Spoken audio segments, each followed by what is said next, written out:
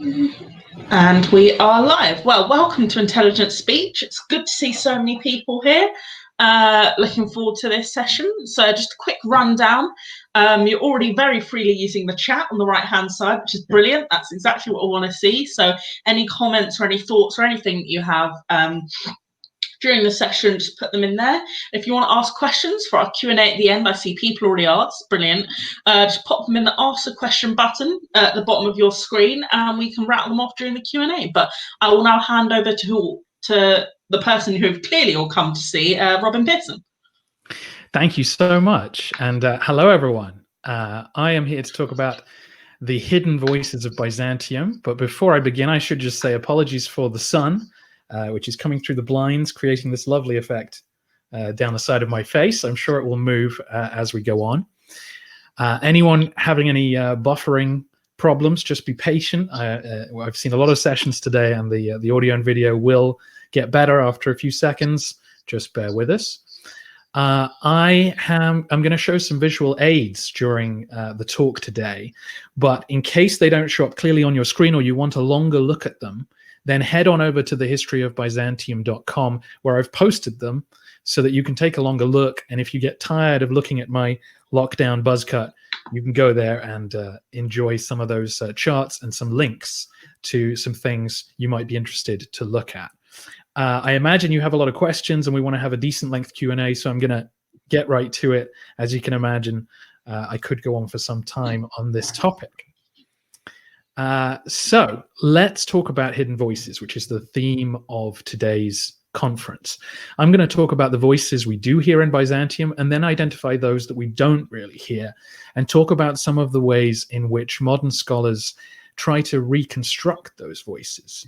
And hopefully this will give you an idea of what Byzantine studies do outside of our main narrative, and some of the challenges they face in telling stories other than the ones we're used to hearing. So speaking of the ones we're used to hearing, obviously we hear a lot about political narratives. We're very lucky in a way to have a full narrative of the whole history of Byzantium written by contemporaries. We hear a lot of voices from the church. We have a huge number of hagiographies. Those are the life stories of holy men and women. Some seem very fictional. Some are clearly the stories of real people. We have a lot of records from the church councils, canon laws. We have a lot of church architecture has survived.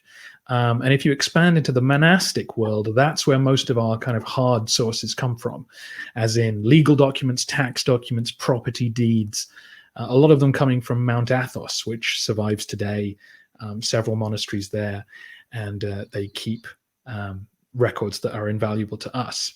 Beyond that, we've got a little bit of secular literature, poems, epigrams, plays. We have a few sort of encyclopedic works on medicine, law, court ceremonies, and we have a little bit about the military. We've got military handbooks and military installations, the ruins of them dotted around the empire. And then, of course, you've got small items that survive, icons, church ornaments, jewelry, coins, lead seals, and so on. So that's the kind of source collection we're working from. And as you can see, it's quite an imbalanced picture. The voices that speak the loudest are the authorities. The state and the church are well represented, the military and the aristocracy pretty well. For those lower down the social spectrum, there is much less to go on. Those outside of the mainstream are unlikely to be heard. Rebels, religious dissidents, women, foreign people, eunuchs, merchants, and the rural population, who obviously make up the vast majority of Byzantines, Eastern Romans who ever lived. I'm going to try and switch to our visual aid now, just to give you an example of this, how things are weighted in favor of the powerful. This is a table showing you the characters mentioned in George Ostrogorsky's History of the Byzantine State. It's quite a famous book, giving you a narrative of Byzantine history, a bit like the podcast. And there you can see it's a very top-down world. No surprise that the royal family dominate and bishops and generals come next. So the question is, how do we recover the voices of those not in power? How do we give a voice to those who don't have one? And I think the first thing we need to do is to squeeze as much juice from the evidence we do have as possible. There are still dozens and dozens of Byzantine texts which haven't yet been translated into modern languages. Some of these are complicated works written in Armenian or Syriac, which require quite specialist knowledge. But there are plenty that are just in Greek or in Arabic, but they're unpopular works or they're difficult. And so they haven't found a scholar willing to dedicate the months or even years it might take to translate them into English or another modern language. But hopefully that will come. And one that's just been, is having a book published, is like a 12th century commentary on Homer.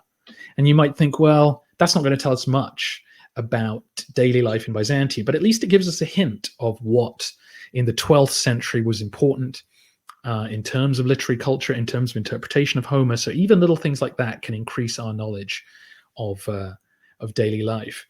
An area where a lot of work is going on to kind of squeeze information from the sources is prosopography. Prosopography is the study of a group of people who we know little bits about, but by studying them en masse, we can gather information from them as a collective. And there's an online Byzantine prosopography database, which has been in the works for decades now. And you can access two different periods of Byzantium now, one of which you're seeing on screen is kind of the period of iconoclasm. And the links for these are at thehistoryofbyzantium.com. So you can go there and you can put in names and occupations, and you can see it's broken down by ethnicity and women and so on. And so you get these little hints that we've picked up. Now, these names of these people, so that database, for example, will have the names of every single Byzantine person that we know existed in that time period. Now, a lot of that information obviously comes from the literary sources, from people mentioned in the histories, but the other vital thing is lead seals. And these lead seals, you can see some on screen now, were used to seal letters. So you're writing to someone and you want to prove that it's from you. This is not a forgery. So you put your seal on it, and the seal will have your name and possibly your job title and maybe a little saying or a little Bible verse or an image of a saint, something that's special to you or to your region. And of course, the letters that the sealed have long ago decayed, but the lead seals have survived and get picked up whenever a new Byzantine site is dug up. And so what you're seeing on screen there is from the Dumbarton Oaks lead seal collection, where they are brilliantly publishing them online so that you can go and check them out. And you can search for random individuals. You can go through all the generals, the strategoi, or go through the emperors, or go through any subcategory you like. And so that's a great way for us to start to pick up information about where the Byzantine government was at work, where things were happening. We can spot families going across generations. We can track jobs in the administration, how careers developed, all sorts of information, right down to which saints were popular or which biblical sayings on your seal. So there's all sorts of information you can pick up. And again, links to that are at thehistoryofbyzantium.com. Exciting as that is, we're obviously still in the realm of the elite. How do we get to find out about ordinary people who obviously, again, make up the majority of Byzantines who ever lived? And there are several ways, and hopefully this will become 100 different ways as technology develops and as the field gets older and more people working in it. So one thing which I talked about once before in episode 130 is pollen analysis. Now, as you may know, pollen is produced by various trees and plants as an attempt to reproduce, and pollen is blown about, and some of it inevitably lands in water. individual pollen grains have a hard wall which preserve them in the water. And they also come in unique shapes, which means we can identify which tree or plant they came from. So those pollen grains then sink to the bottom and get buried in layers of sediment. And today we can dig up the sediment and analyze the pollen trapped inside. And that pollen can tell us which plants grew in an area going back hundreds of years. Now, obviously, the key for us is that Byzantium was an agrarian, a rural society. What people grew is daily life. So here is Lake Nar in Turkey. It's in what we would think of as Byzantine Cappadocia. And it's along the routes that Arab raiders would have taken during the centuries of the Caliphate. And a study of the pollen in Lake Nar was published in 2008, and it tells us a huge amount about the rural life of Cappadocia across a 1700-year span. Here is a table showing some of the results. Just have a look for a second.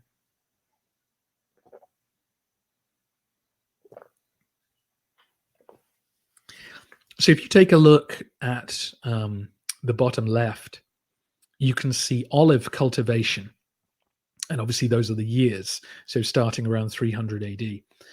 So this is the period of the United Roman Empire, when Cappadocia was a peaceful place a long way from the Persian border. So you can see there's olive cultivation going on in quite large numbers. And then you can see there's rye being grown, there's wheat, there's wine.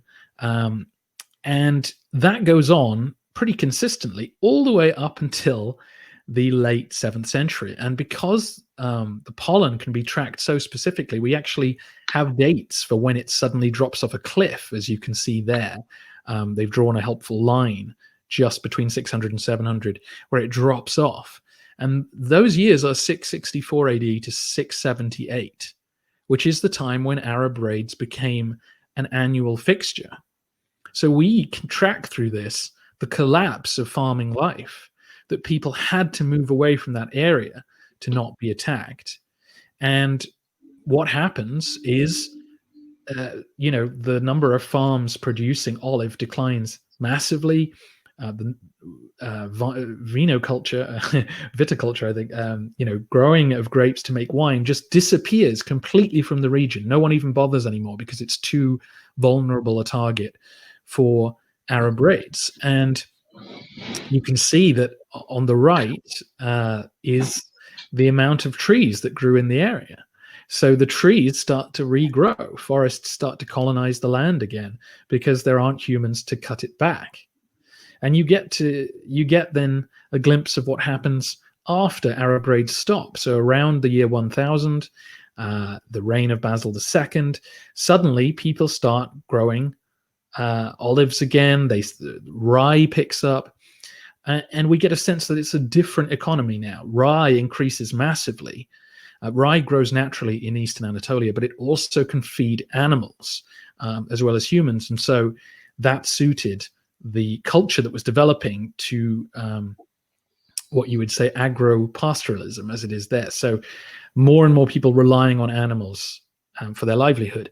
So obviously this gives us a massive amount of detail. If you want to study it in detail, you can even see another little mini collapse around the Battle of Manzikert. So these kind of studies can tell us about what life was like for the rural population, who obviously the political narratives ignore. Now, what else can tell us about things from the past? What about humans? Is there anything in us that can tell us a little bit more about ordinary Byzantine people? So moving on to the next map, you're looking at a map of Italy. If you look at the left, it's showing the distribution of a blood disorder called beta thalassemia. And this was a study that was published in 1961. Now, beta thalassemia reduces the production of hemoglobin, and so it can lead to a lack of oxygen in certain parts of the body. It has similarities to anemia. And scientists looked at the results. If you look at that map of Italy on the left, and you say, why is the population of Italy divided like that? Why are all the beta thalassemia carriers in certain parts of the country, heavily in Sardinia and the south and Sicily, and then a little bit around the area of Ravenna? Well, this was where historian Michael McCormick stepped in and said, well, if the scientists conducted the study had known their Byzantine history, they'd have looked at that and gone, that is the later Byzantine administration of Italy. This is kind of the post-Justinian, post-Lombard invasion view of Italy. And on the right, they've put a map of Byzantine political control in Italy. Now, why might that be? The hypothesis that Michael McCormick puts forward is that it's to do with malaria, that beta thalassemia actually increases your resistance to malaria. And malaria was a big killer towards the end of the United Roman Empire in the 3rd and 4th century. And so the hypothesis is that people living under Byzantine control maintained a population of people who were passing on this resistance to malaria. And the Lombards and the rest of Italy, it was dying out, it was being moved out, and that maybe a kind of disease culture within the Byzantine sphere helped maintain Byzantine political control, because people coming from Constantinople to work there were also carrying resistance to malaria, whereas the local Lombards, if they tried to cross over, would end up catching it more quickly. And something that kind of helps add some depth to this are gravestones that have been found in Italy, showing an increase in deaths in the height of summer, which is when malaria is at its worst. Now, obviously, this is just a hypothesis, and it would need a lot more study to kind of prove a definite connection. But again, it gives us a sense of something under the surface that people wouldn't have even been aware of at the time, that was a part of their lives, that was perhaps functioning to keep communities together, or at least keep outsiders out. On a more obvious note, perhaps more predictably, how can we find out about the lives of everyday people? How can we give a voice to the voiceless? Would be archaeology. And archaeology does not speak with a narrative. It does not try to hide from you the realities of what was happening. Just to give you an example of this, this is a reconstruction of what a church in Constantinople might have looked like. This is Saint Polyeuctus, that was an inspiration for the Hagia Sophia. Now, we don't know what it looked like. This is a reconstruction because, as you can see here, the building is no longer there today. And so we have to rely entirely on the archaeological reports to tell us what happened. And those reports are absolutely fascinating because they can track when the building stopped being used as a church and started to become a squat, where people started to bring fires, campfires and kitchen fires onto the site, and what trash they left behind. So clearly the church had become run down, and ordinary people thought, hey, that's a perfectly good wall. I'm going to build a shelter there and start living there, which tells you a huge amount about homelessness and about the life of poorer people in Constantinople that otherwise would not be written about in the sources. And this goes right down to the time when people started burying people there, when it became a graveyard, or when people just began burying relatives where they were living on the site. So you get quite an emotive picture from archaeological reconstruction of people's lives. It was kind of a similar story with the episode I produced about Byzantine Cyprus, that the written narratives just ignore Cyprus completely. And it's the archaeological sites which tell us how people suffered with Arab raids. And you get quite poignant vignettes of people in their last moments, including stockpiles of unused missiles in a fort that was destroyed, or the crypt of a chapel where humans and animals were huddling together for shelter before they died. Byzantine archaeology as a field is desperate for investment, and there are a huge number of sites that can still be are still waiting to be explored. So there's lots of room for further work. One project you might want to check out is Amorium, the old headquarters of the Anatolikon theme. The Amorium Urban Survey Project is ongoing. They have a Facebook page and a website. Links at thehistoryofbyzantium.com. You might want to check it out and learn more about the work they're doing. Okay, so the final thing I'll talk about today, about how we recover hidden voices, is one you'll be a bit more familiar with from the podcast, which is a close reading of the text. How can we look at our sources and see what isn't being said, or reinterpret things so that we have a better understanding? An example of this that you'll probably know about is the Byzantine Republic with Anthony Cordelis. In that book, he argues that there's a gulf between the acclamations of the emperor as God's right-hand man versus the behavior of actual people in Constantinople. So we talked about that at great length. We talked about, in episode 197, we interviewed Leonora Neville, who talked about the way that Anna Komnene had to walk tightropes with her history to display filial piety, a love for her father and respect for what he'd done, but while also being a good historian and telling the truth. So clearly the way to learn more about how Byzantines lived is to, again, look for the blank spaces, look for what's not being said, look for how things are being said. And so again, we come to a text to discover something that I read recently, which is about the sexuality of Basil II. So I previewed this when promoting the conference, and that's what I'll close talking about today. So this came... Byzantine homosexuality is a topic where some really good work is being done to kind of give voice to people who couldn't have had a voice in Byzantium because homosexuality was not considered an identity that one could have. But fortunately for us, homosexual acts were discussed in many sources. And you can see one of them here.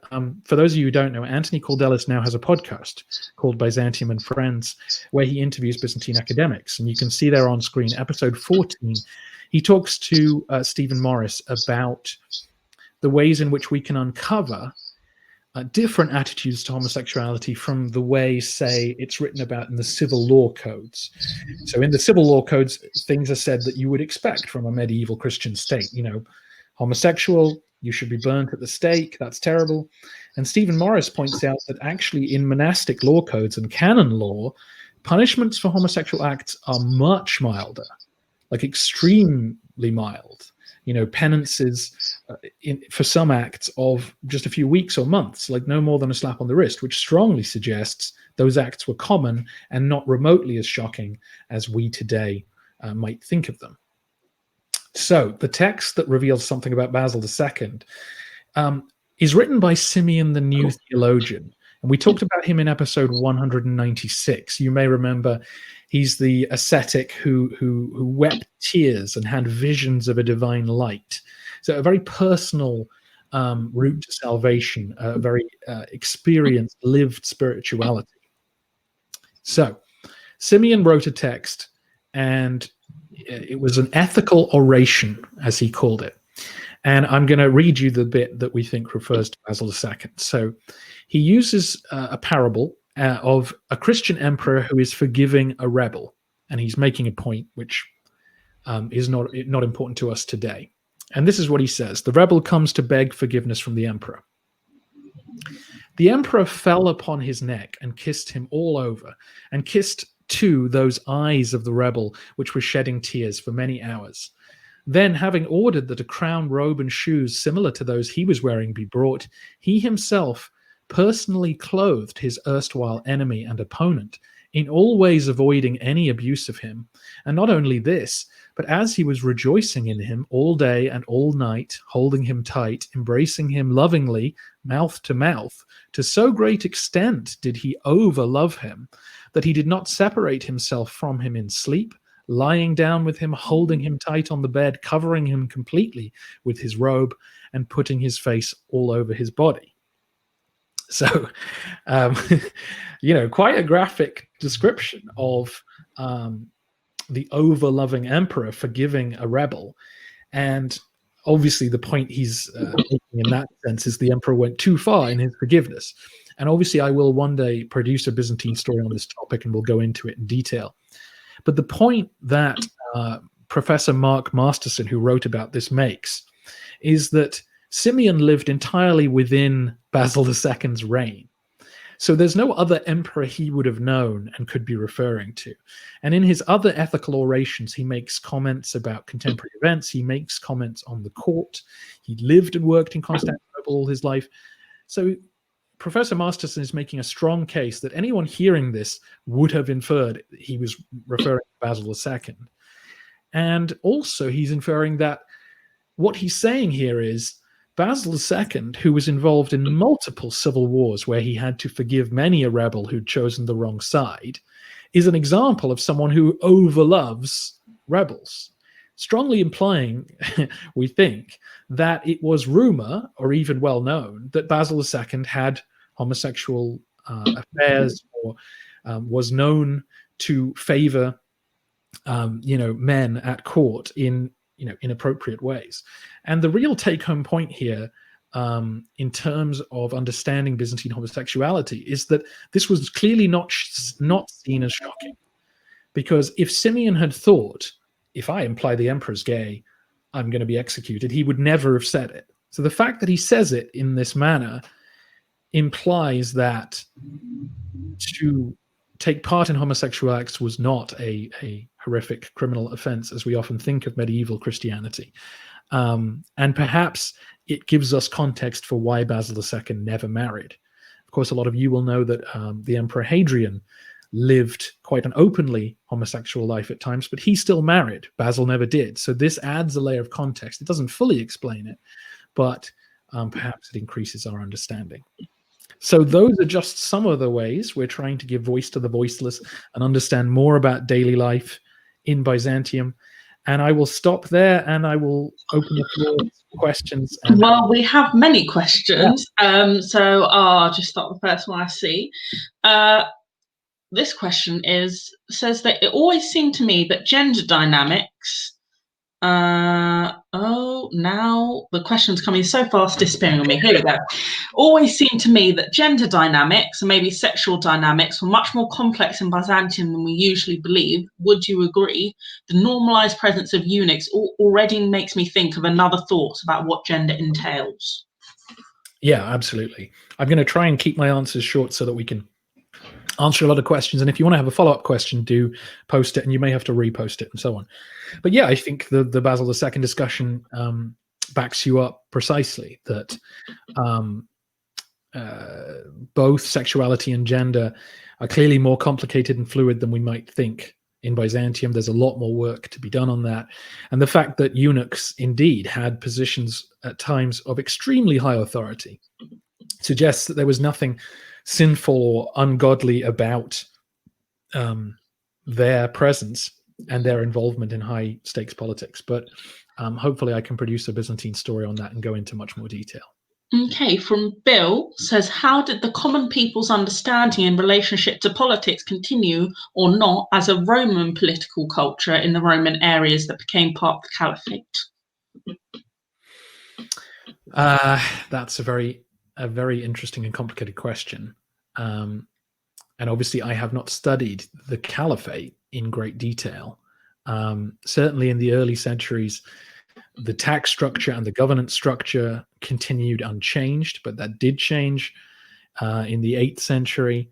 But I would have to research that specifically, and I'm not sure how much we know, because one of the complaints of medieval historians is that the histories in Arabic start writing from a new perspective and don't want to recover the old ways. But certainly up to the end of the 8th century, there are Byzantine monks writing in the Caliphate about contemporary events in both Byzantium and the Caliphate. I don't know how much that talks about the survival of Roman political ways, but certainly the culture continued unchanged by that for at least 200 years. Okay, another question from Preston saying, do we have any idea about how common these non-Orthodox communities were? And also, did they face pressure to convert or left alone if they paid their taxes and joined the army? So clearly, if you're up to date with the narrative, where we talked about the Paulicians living in the Balkans, clearly undisturbed in terms of their unorthodoxy, but in big trouble with Alexius when they didn't send men to fight with him. So the way you phrase that, I think you've kind of hit the nail on the head, that generally the unorthodox Christians were left alone. There was a lot of official rhetoric. I think we talked about this just before Manzikert. There were new emperors coming in, were sending messages out to Melitene and places saying, you can't have Monophysites operating here. Everybody must be Orthodox. And one of the historians commenting on it said that would have been practically impossible. 90% of the population were Monophysite or non-Orthodox people. So it would have been impractical to kick people out. I think the serious coercion would have come for anyone operating on an official level. You couldn't be an unorthodox Christian and serve in the administration, or obviously in the church, or really in a high position in Constantinople. So there would have been pressure where the government was strongest. Where it wasn't, pretty lenient. There were tribes of Slavs living on mountains in Greece into the Ottoman era who were clearly left alone. It was too much trouble to chase them down. So, okay. Another question from Antonius, who says, how did the expansion of the Normans and the Venetians threaten the Byzantine Empire? Very much so. Obviously, we'll talk a lot more about this on the podcast, but they were kind of an ideological threat as well as a physical and economic one, because unlike the steppe tribes or the Bulgars or the Slavs, they were organized and they had professional militaries and professional merchant classes. So they were offering people they were dealing with a different way to conceive of the world. And a lot of Byzantine control over their own people was to say, this is civilization, this is the way things are done. And obviously, we'll talk about that a lot more on the podcast. Okay, Alexander says that one thing you touched upon in the round table was that people often project modern understandings of religion back onto the past when they're studying it. To expand on that, what are things you feel we should know about the Byzantine mind? What were their basic assumptions and understandings of the world that we need to wrap our heads around to really understand their lives and culture? Obviously, that's a big question. One could answer it a lot of ways. What I would say is that I imagine a lot of you, like me, will have parents who were born, in an older generation, and they might have superstitions or sayings. Someone, I remember hearing recently someone saying people in Russia today won't tell you they're pregnant. 12 weeks announcement on Facebook or whatever. There's a strong superstition still in some Russian circles of don't tell anyone you're pregnant unless you have to, because it might affect the baby, because bad luck. Now, that type of superstition, obviously there is a logic underlying that, not to go into too much detail, but a lot of superstitions come from a place of something bad happened and you want to try and avoid it. Well, what I would say is what emerges from hagiography, which is our best source for kind of daily life anecdotes, is that type of superstition was extremely common in people's lives. All sorts of little decisions that governed your daily behavior, touch wood, for luck. That sort of thing is very common and would have informed people's concept of how the world worked in a way that we now take for granted. Science class, maths class has dictated to us how things really work. That kind of housewives logic, housewives tales type of thing, that comes out a lot. And so fear of demons hiding in dark forests and things like that were that's common knowledge. You might not believe it fully, but you'd know, I'm not going there because bad things happen there. So that's just a little glimpse I'll give you. But again, maybe something to talk about more on the podcast. Okay, Blaze asks, as Byzantium used slaves and the Arabs were running slave trades from far away, do we have any sign of black slaves there?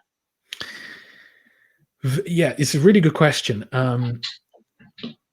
Sadly, the only references to black people that I've come across in the sources are a very traditional bad caricature, as in there's a saint who dreams of being chased by Ethiopians, is what he calls it. And that's a nightmare to him. And you get comments like that. So obviously people in Byzantium had seen black people. So one would assume slaves or people perhaps working in the Egyptian navy. But the fact that they're referenced in a nightmare context suggests they weren't a very common sight in Byzantium. But that portrayal that we are still dealing with today, a negative stereotype, is the only reference I've seen in Byzantium. Okay, another question from Preston, saying, how prevalent were Armenians and other Caucasus descended people amongst the Roman elite and then the general populace? And did the medieval Roman state allow for as easy Romanization or assimilation as the ancient Romans were known for? Yes, I think so.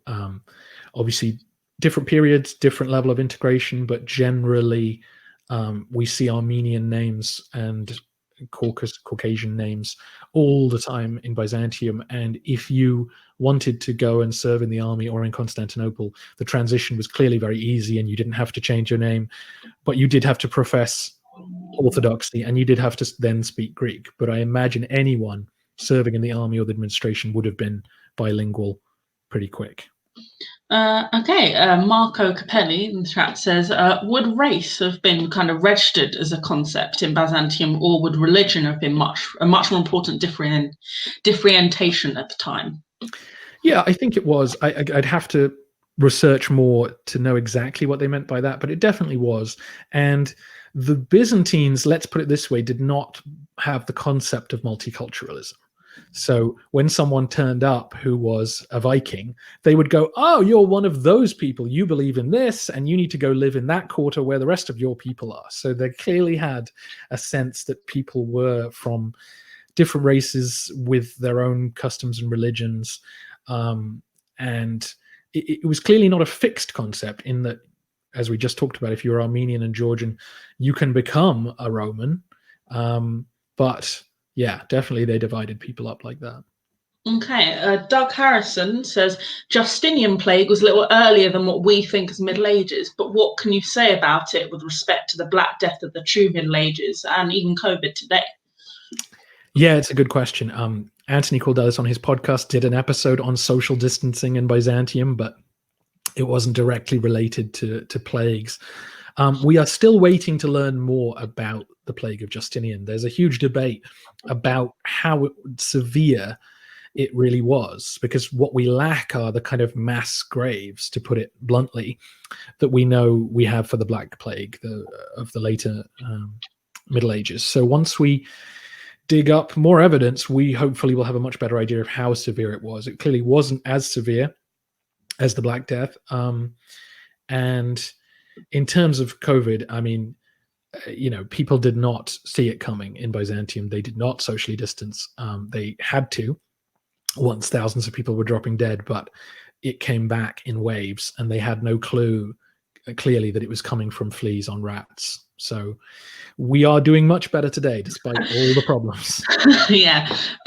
Dane Beetle asked, do you see a shift in popular understanding of Byzantium recently? And if so, why do you think this may be?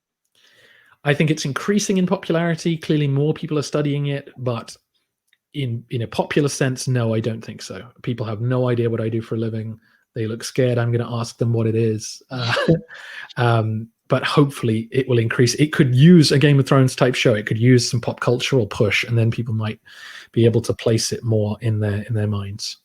Interesting question from Boris. Is there any mention in sources of the Romans learning historical to their martial arts? Were any of the emperors ever recorded as being trained in swordsmanship or other weapon skills? That's a great question. I haven't read anything about, Oriental martial arts coming in. Certainly the emperors would have been horsemen, because that's an aristocratic thing. You ride horses, you go hunting.